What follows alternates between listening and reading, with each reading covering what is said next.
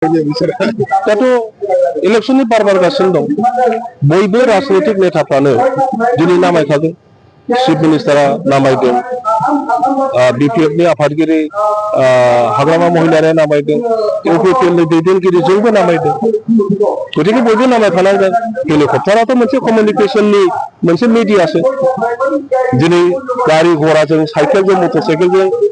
गथै बिटिसिआबो फिसा नङा बेखौ काभार खालामजोबनो हाया हेलिकप्टारखौथ' लाखानांगोन मोनफ्रोमबो आं सानो मोनफ्रोमबो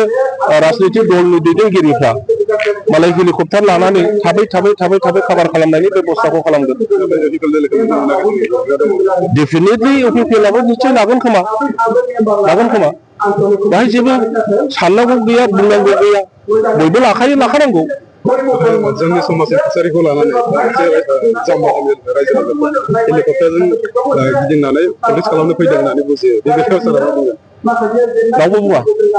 रावबो बुङा नों चिफ मिनिस्टारा बोरैहाय थाबायना फैनांगौ गारिजों फैनांगौब्ला बाहाय बेनो 6 घन्टा नांगोन सानसेयाव बेहा 10-15था प्रग्राम बानायनांगौ दा हेलिकप्टार नङाब्ला थाबै जुदि नोङो थांनो हायाब्ला ओरैनो गारिजों फैयोब्लाथ' मोनसे बिदिल'सो प्रग्राम खालामनो हागोन इलेक्शनावथ' टाइम गैया इलेक्शनाव 12-15 दिनल'सो टाइम मोनो बेनो प्रयजन